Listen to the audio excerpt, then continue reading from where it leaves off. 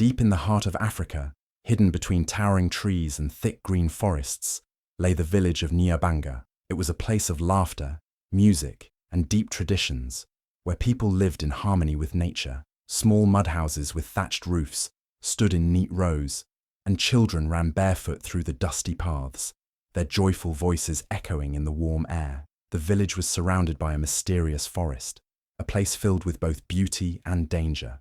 The elders often told stories about the creatures that lived in the shadows, wild beasts with glowing eyes, spirits that protected the land, and the great gorillas of Ndugu Forest. Some believed these animals were sacred, while others feared them, thinking they carried curses. No one dared to enter the deep jungle alone, for the legends spoke of a mad gorilla, a beast so powerful that no man could escape its wrath. Despite these fears, the people of Nyabanga held onto their traditions, passing down tales from generation to generation. They danced around the fire at night, sang songs of bravery, and taught their children to respect the spirits of the land. But little did they know, one of these legends was about to come to life in the most shocking way, one that would change the village forever. In the village of Nyabanga, there lived a young woman named Saphina. She was 25 years old, with deep brown eyes that held both wisdom and sadness. Her dark skin shimmered under the African sun, and her long curly hair danced in the wind when she walked. Saphina was known for her kindness. She always helped the elderly, played with the children, and greeted everyone with a warm smile. But behind that smile was a pain that no one truly understood. Saphina's life had not always been like this. There was a time when she was happy, a time when love surrounded her like the gentle breeze of the morning. Her mother, Zahara, had been her world. She was a woman of great warmth, with a voice as soft as the lullabies she used to sing. Every night, she would hold Saphina close, stroking her hair, whispering words of love and comfort. She used to tell Saphina that no matter what happened, she was strong, she was loved, and she was destined for greatness. But all of that changed when fate stole her mother away. A sudden illness came like a thief in the night, taking Zahara's life before anyone could save her. One moment, she was laughing with Saphina, and the next, she was gone. Saphina was too young to understand what death truly meant, but she knew that her mother would never wake up again, never hold her again, never sing to her again. Her small hands clutched onto her mother's lifeless body, begging her to wake up, pleading for just one more moment. But there was no answer. The warmth of her mother's embrace was gone forever. After her mother's passing, her father Malik was never the same. He was once a strong and loving man, but grief swallowed him whole. He no longer laughed, no longer held Saphina the way he used to. His eyes, once full of love, now held only emptiness. And then, as if trying to fill the void in his heart, he married another woman, Zahara. At first, Saphina had hoped for love again. She had hoped that maybe, just maybe, Zahara would be kind. Maybe she would stroke her hair like her mother did. Maybe she would tuck her in at night. Maybe she would whisper soft words that made the pain hurt less. But Zahara was nothing like Zahara. She was a woman of sharp words and even sharper eyes. From the very first day, she made it clear, Saphina was nothing but a burden. Her father, blinded by grief and longing for companionship, did not see the cruelty that lurked beneath Zahara's smile. At first, it was small things. Zahara would ignore Saphina when she spoke, refuse to serve her food, or make her sleep on the floor like a servant. But as time passed, her hatred grew stronger. Soon, she forced Saphina to do all the housework, waking her up before the sun, making her scrub the floors, cook meals, and fetch water from the distant well. While other girls in the village dressed in bright colors and adorned themselves with beautiful beads, Saphina wore old, torn clothes that barely covered her body. While they danced and laughed at celebrations, she was stuck in the house, working until her hands were raw. She became invisible. No one questioned Zahara, because she was Malik's wife, and Malik was a respected man. But the worst pain did not come from Zahara. It came from her father's silence. He saw everything, but he said nothing. He watched as Saphina struggled, as she held back her tears, as she quietly suffered under his new wife's cruelty. Yet, he turned away, pretending not to notice. The man who once carried her on his shoulders and promised to protect her now acted as if she didn't exist. Still, Saphina never allowed hatred to consume her heart. Even when she was exhausted, she still smiled at the villagers. Even when her body ached, she still helped the elderly. Even when Zahara's words cut into her like knives, She held her head high. She clung to the memories of her mother, to the love she once knew, and to the dream that one day she would be free. But what Saphina did not know was that Zahara's hatred had no limits. The cruel woman was not satisfied with making Saphina suffer. She wanted her gone forever. And soon, she would come up with a plan so dark, so wicked, that it would shock the entire village. A plan that would throw Saphina into the arms of death itself. A plan that would make her face a beast feared by all. Zahara was a woman who wore a mask of charm in public, but behind closed doors, she was full of bitterness and jealousy. She had never known true love, nor did she care to. To her, life was a game of power, and she played it well. When she married Malik, she saw him as nothing more than a stepping stone to a better life. She endured his grief, his distant stares, his endless silence, because she knew that one day, all that he owned would belong to her. But there was one obstacle standing in her way: Saphina. Every time she looked at Saphina, anger burned in her chest like a raging fire. The girl was everything Zahara was not: young, beautiful, and loved by everyone. Even in her worn-out clothes, Saphina had a glow about her, a quiet strength that made people admire her. She was graceful even when she worked like a servant. She never lashed out, never let cruelty change her heart. And that made Zahara despise her even more. How could someone suffer so much and still hold their head high? How could she endure humiliation and still smile? It was infuriating. Zahara watched as villagers greeted Saphina warmly, as men stole glances at her, as children ran to her with open arms. She was supposed to be invisible, worthless, a nobody, and yet she walked among them like she belonged. Zahara clenched her fists every time she saw it. It was as if Saphina's very existence was a curse upon her own life. But the worst part, the thing that made Zahara's hatred unbearable, was the possibility that Saphina would inherit Malik's wealth. Everything Zahara had worked for, waited for, suffered for, could be taken away in an instant. It didn't matter that Saphina never asked for it, never showed interest in riches. The thought alone was enough to drive Zahara mad. She had spent years controlling Malik, making him see only what she wanted him to see. He barely spoke to Saphina anymore, barely acknowledged her presence. But it wasn't enough. Saphina was still there, still breathing, still standing in the way of what Zahara believed was rightfully hers. Then one evening, as she sat alone in her room, an idea slithered into her mind like a venomous snake, a way to rid herself of Saphina forever. A plan so perfect, so untraceable, that no one would ever suspect her. She wouldn't have to lay a single finger on Saphina. She would let the village do it for her. Zahara knew the villagers were deeply superstitious. They feared the unseen, believed in curses, and followed traditions without question. All it would take was a few whispers in the right ears, a few well-placed lies, and the village would turn against Saphina on their own. She would plant the seed of doubt, and the villagers would water it with their fear. She would tell them that Saphina was cursed, that strange misfortunes had started happening since she became of age. Hadn't the crops failed last season? Hadn't the river run dry for the first time in years? Hadn't a child fallen ill for no reason? She would remind them of every small misfortune and tie it to Saphina's presence. And when the whispers turned into rumors, and the rumors turned into fear, she would offer them a test, a way to prove if Saphina was truly cursed. There was only one thing the village feared more than the wrath of the spirits: the mad gorilla of Ndugu Forest, a beast that roamed the shadows, with glowing red eyes and a roar that could shake the trees, a creature that no man had ever faced and lived to tell the tale. If Saphina was innocent, she would survive a night locked in a cage with the beast. If she was truly cursed, the spirits would take her. Either way, Zahara would win. If the gorilla killed her, it would be seen as fate. If she survived, the village would never look at her the same way again. She would be feared, shunned, treated as an outcast. Malik would never allow a girl cursed by the spirits to inherit his wealth. It was perfect. The villagers would believe it was justice. Malik would believe it was destiny. And Zahara would walk away without a single drop of blood on her hands. She closed her eyes and smiled, imagining the moment Saphina would be dragged away, begging for mercy, locked in a cage as the beast circled her. She imagined the silence that would fall over the village when the sun rose, when they would find only bones and blood. No more Saphina. No more obstacle, no more threat to her future. Zahara stood up and ran her fingers along the wooden table, her heart pounding with excitement. Tomorrow she would start the whispers. Tomorrow she would begin the end of Saphina. Zahara had played her part well, and now the village was exactly where she wanted them, suspicious, afraid, and ready to turn against Saphina. But she knew that fear alone was not enough. She had to make sure there was no doubt left in their minds.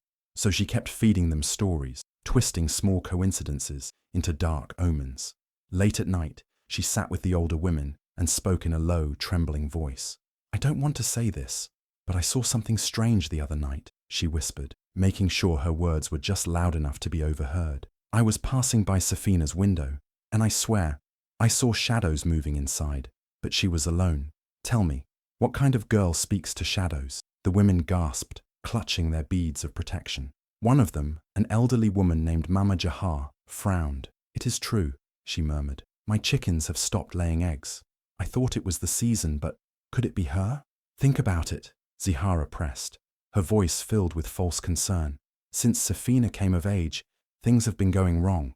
The river dried, the crops failed, and just last week, the chief's son fell ill for no reason.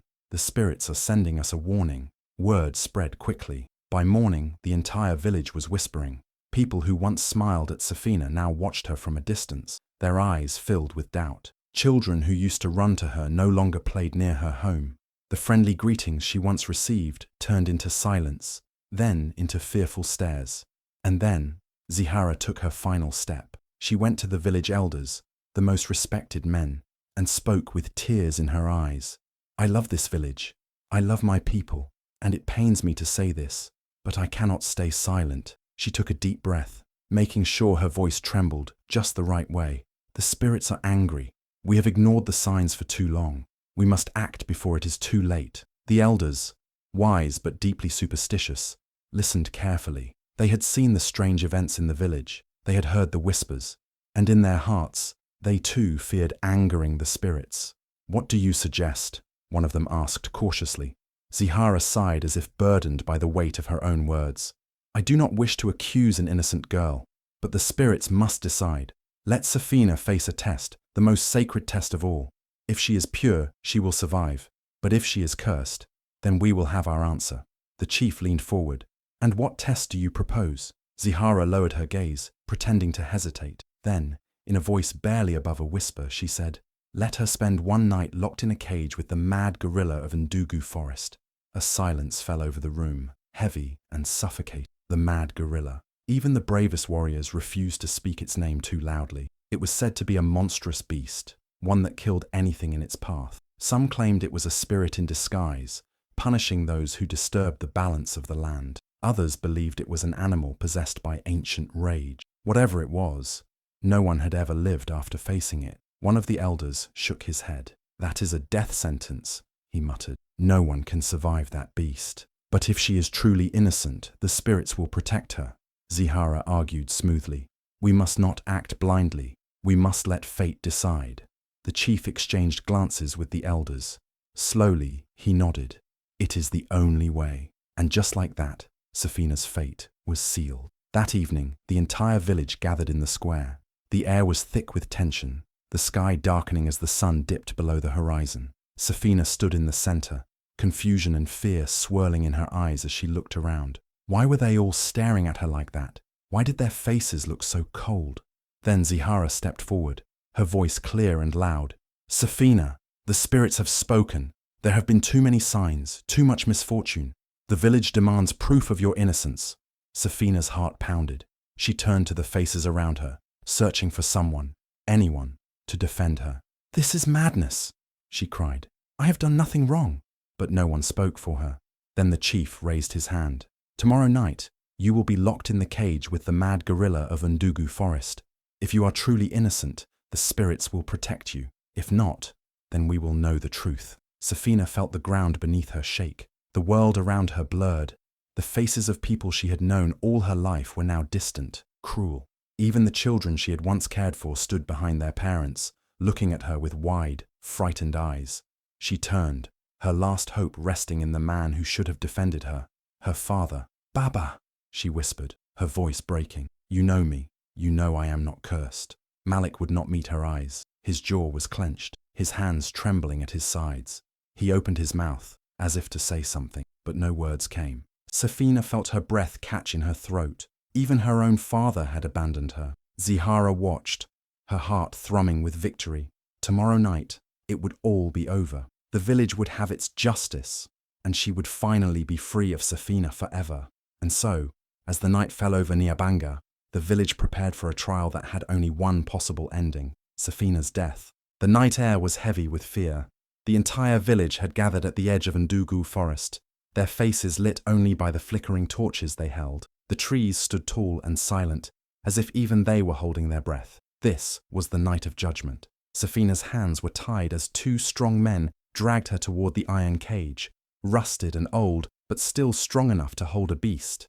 Her heart pounded so loudly, she could barely hear the whispers of the villagers around her. They wanted her to die. People she had grown up with, people she had helped, people who once smiled at her. Now they looked at her like she was a monster. Her legs trembled as she stumbled forward. The forest was eerily quiet. Even the usual sounds of insects and birds were gone. It was as if nature itself knew something terrible was about to happen. The chief stood before her, his expression blank. "You will spend the night locked in the cage with the mad gorilla of Ndugu forest. If you survive, you are innocent. If not," he let the words hang in the air. Everyone already knew the answer. Saphina turned to her father one last time. Maybe he would stop this. Maybe he would speak. But Malik stood still, his jaw clenched, his eyes fixed on the ground.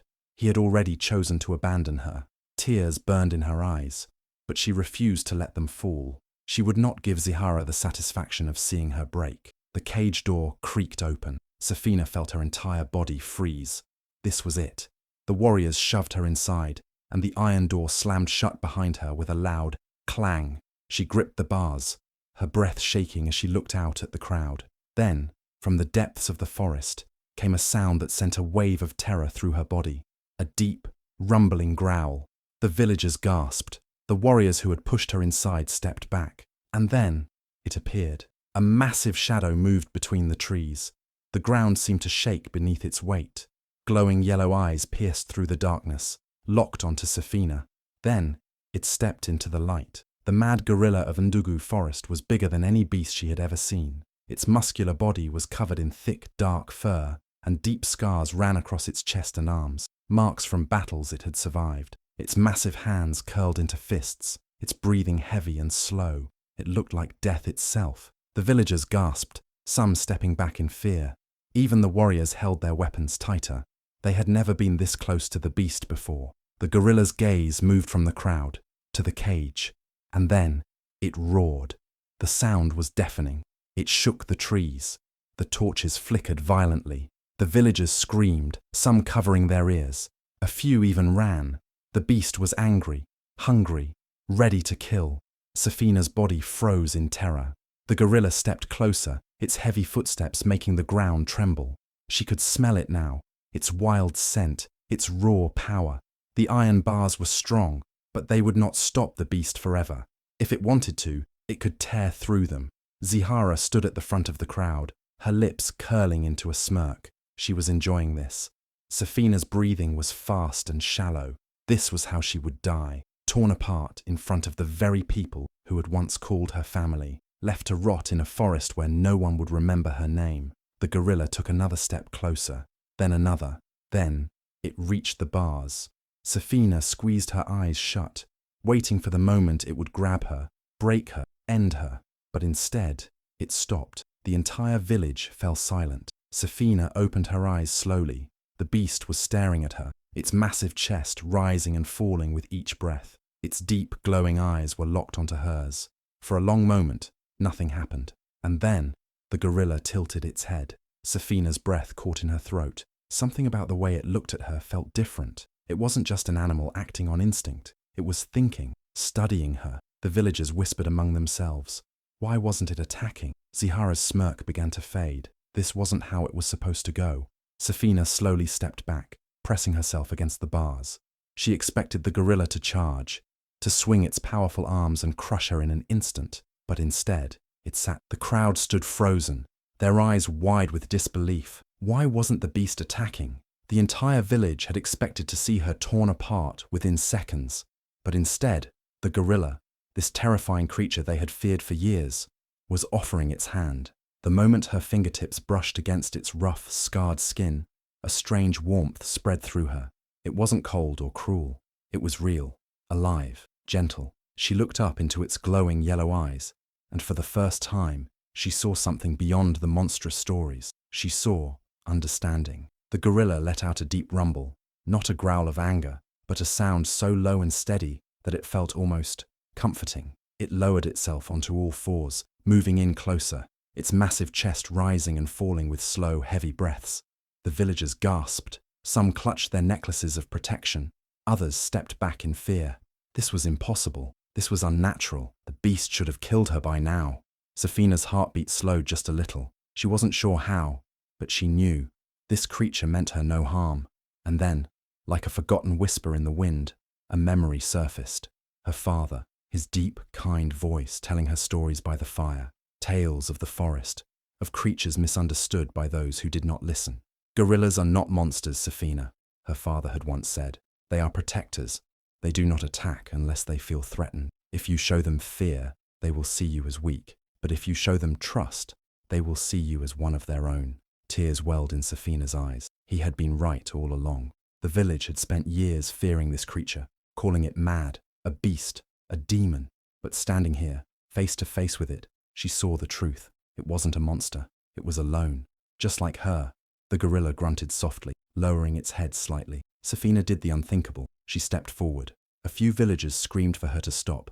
Even the warriors who had locked her in the cage stared in horror. But Saphina wasn't afraid anymore. She lifted her hand once more, this time placing it gently on the gorilla's shoulder. Its fur was thick, warm, and covered in old scars, marks of battles fought, wounds endured. It had suffered too.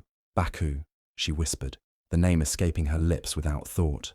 The gorilla's ears twitched at the sound. Zahara's face twisted in fury. This was wrong. This wasn't supposed to happen.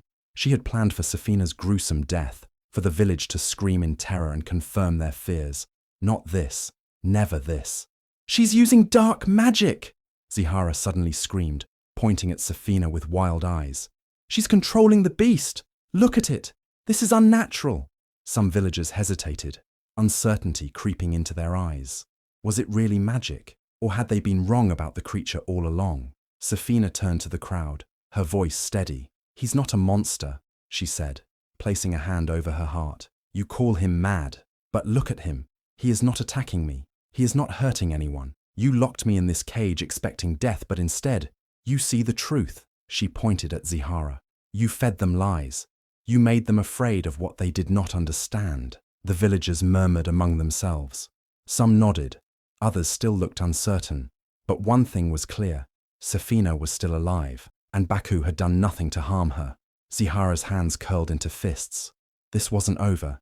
She had to do something, anything, before she lost control of the crowd. Saphina turned back to Baku and did something that made the entire village gasp in shock. She smiled at him, and in return, Baku grunted softly and lowered his head beside her, as if protecting her from the world. Her fingers hesitated for a moment before pressing gently against the deep scars that marred the beast's thick fur. Each one told a story of pain, of survival, of betrayal. These were not the marks of a wild animal's battles. These were the wounds left behind by human cruelty. A shiver ran down her spine. He had suffered, just like she had. The great gorilla flinched slightly, but did not pull away. His massive chest rose and fell in slow, steady breaths, as if waiting to see if her touch would bring pain or kindness. For the first time, she saw something beyond the terrifying stories told about him. He was not just a beast. He was a soul that had been broken. A deep, guttural sound rumbled from his throat. Not a growl, not a roar, but something low, strained, something filled with sorrow. It sent a sharp pain through her chest. She knew that sound too well. It was the same sound she had made in the silence of the night, in the moments when no one was watching, when grief had become too heavy to carry alone. Tears stung her eyes, but she refused to let them fall. If no one had ever comforted this creature before, then she would be the first. And so, she did the only thing her heart told her to do. She sang. The first notes of the lullaby trembled as they left her lips, quiet and uncertain. A song from long ago, a song of love, of warmth, of a time when she had felt safe. The melody floated through the night air, wrapping around them like a gentle embrace. The reaction was immediate. The gorilla's ears twitched, his breathing slowed. His massive shoulders, once tensed with the expectation of violence, began to relax. His glowing yellow eyes, wild with rage only moments ago, now held something else, something almost human. The villagers, still gathered in the shadows, watched in stunned silence. What is she doing?" a voice whispered. "She's controlling it," another voice muttered, thick with fear. No, this time it was an elder who spoke, his voice slow, uncertain. "She is calming it." The melody continued, unbroken. And then, something happened that sent shockwaves through the crowd. The gorilla closed his eyes. A gasp rippled through the villagers. The warriors who had locked her in the cage gripped their weapons tighter, unable to comprehend what they were seeing. The great beast, feared by all, lowered his massive body onto the ground. His head rested beside her, not as a predator waiting to strike, but as a lost soul seeking comfort. No one spoke. No one moved. This was not what they had expected. This was not what they had been told. For years, they had called the beast mad, dangerous, a demon. They had whispered about his bloodlust, about his thirst for destruction. But here he was, in the dead of night, lying in peaceful surrender, beside the very girl they had condemned to die. Doubt began to creep into the villagers' eyes. Had they been wrong? Had they feared something they never truly understood? But not everyone was willing to believe. In the front of the crowd, a woman's fingers curled into fists.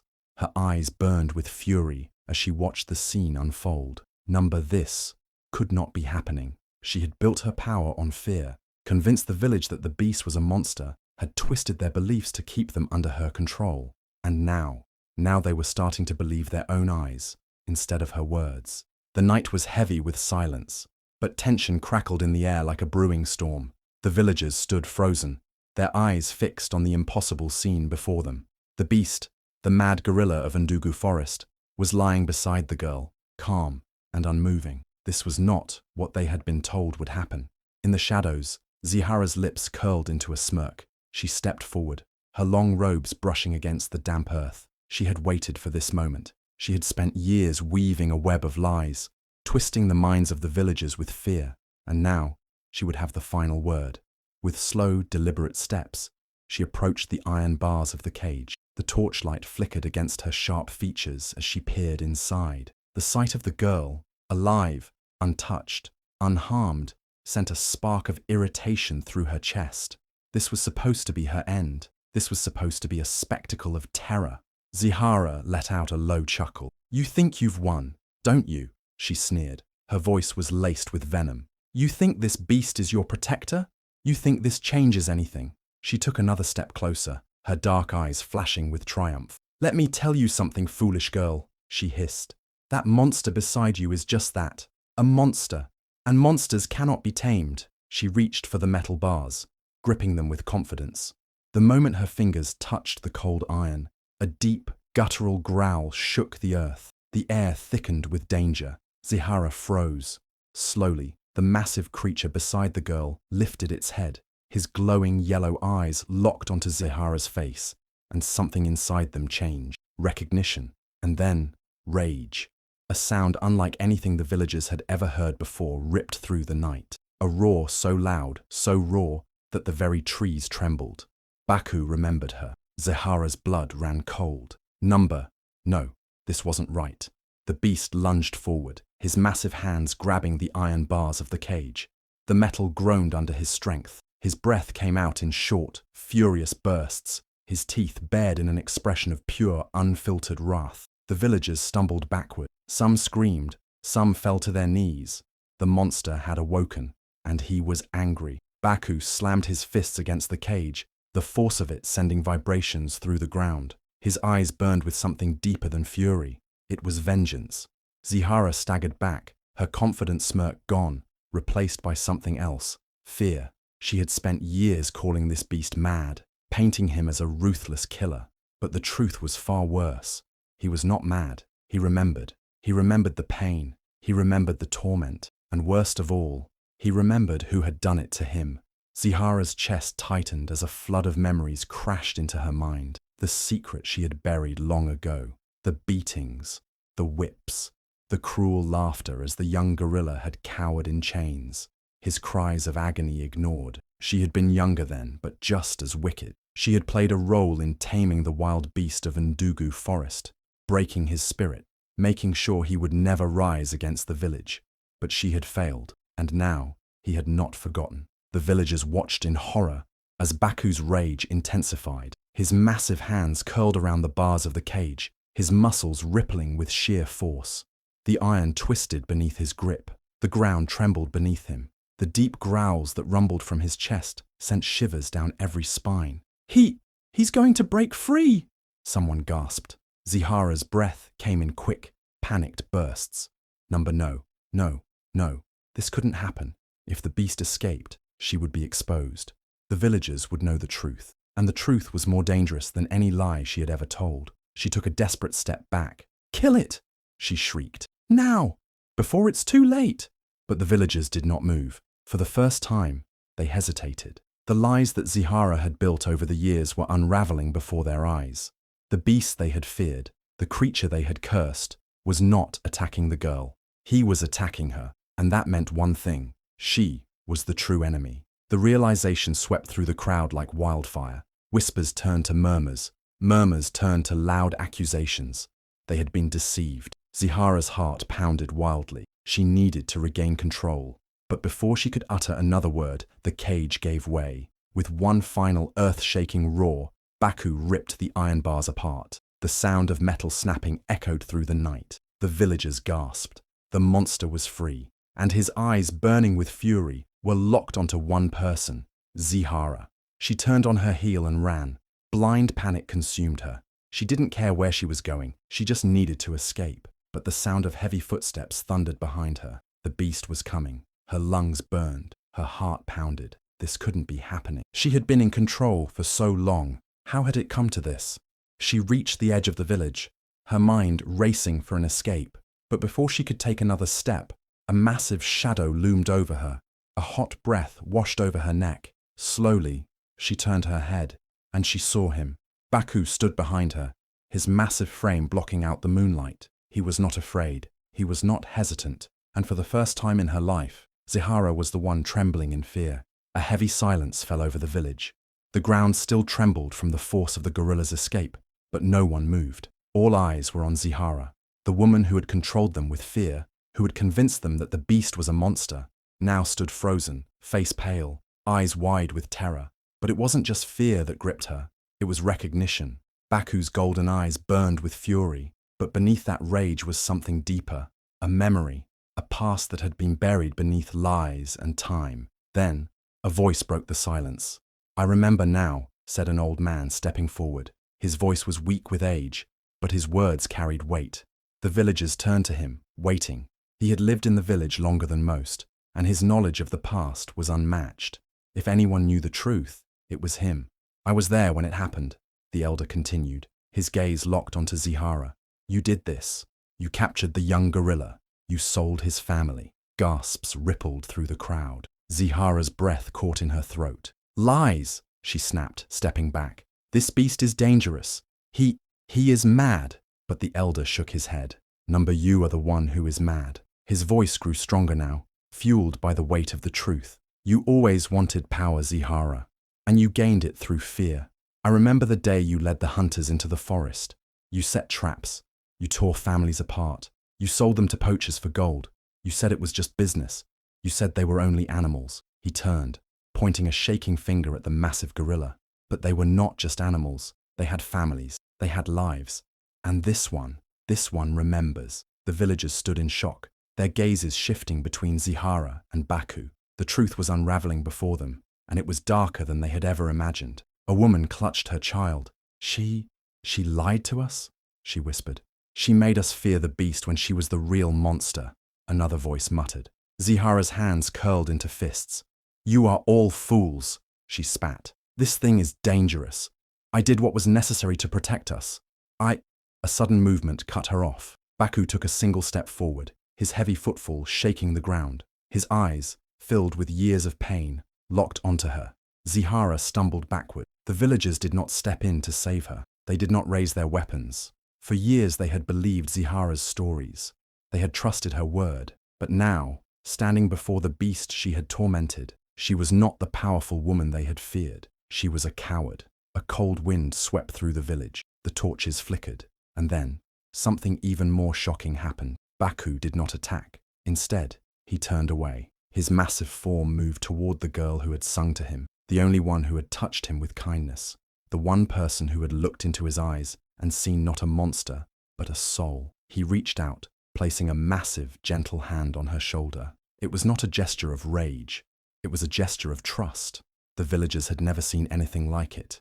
Zahara had told them that the beast could not be tamed, that he was pure evil, that no one could stand before him and live. But now, before their eyes, he had chosen her, and that could only mean one thing. She was innocent. Whispers turned into voices. Voices turned into shouts.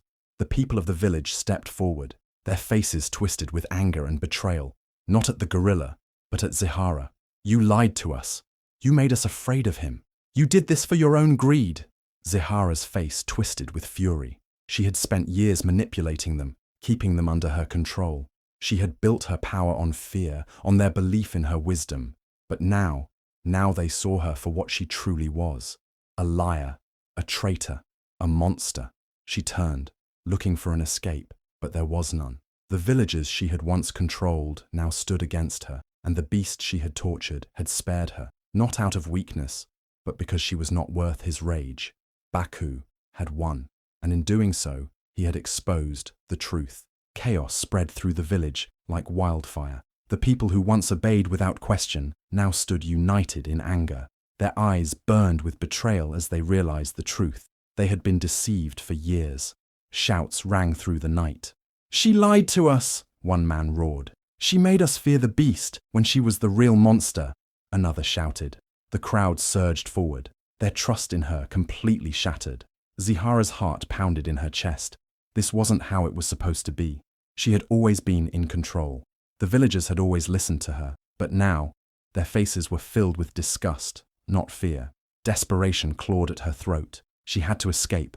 If she could just get away, she could find a way to fix this, to twist the truth again. She had done it before. Turning on her heel, she ran. Her feet pounded against the dirt, kicking up dust as she fled toward the forest.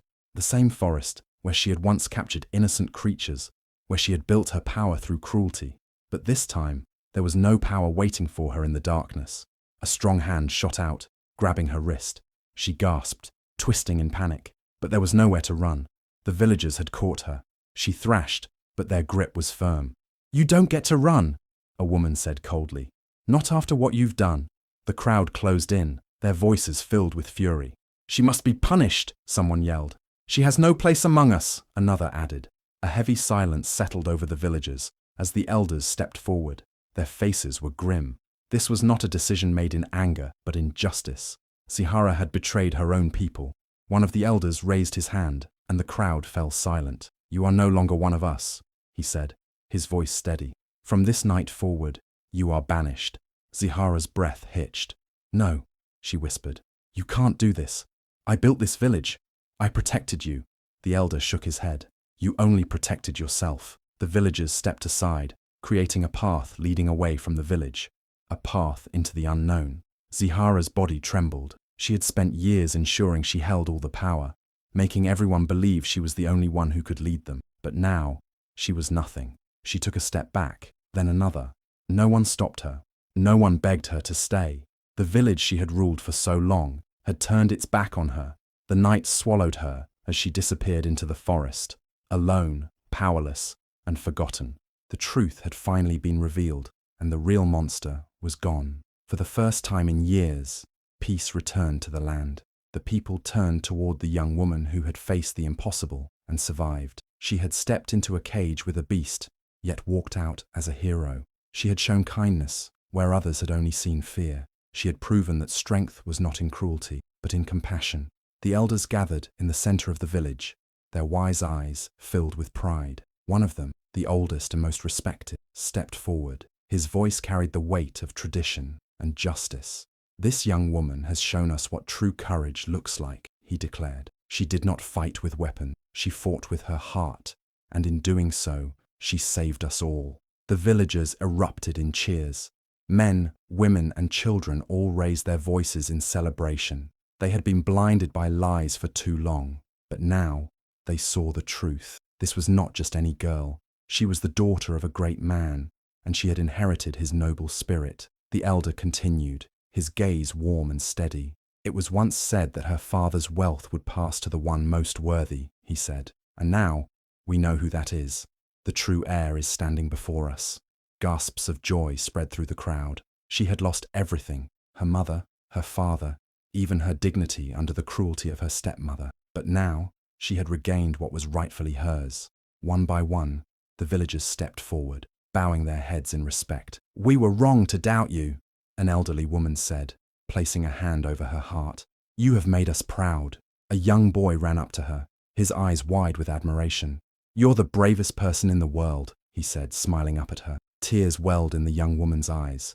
For so long she had lived under cruelty, never knowing love or kindness. But now she was surrounded by people who truly saw her, not as a burden, not as a curse, but as a hero. The night was filled with celebration.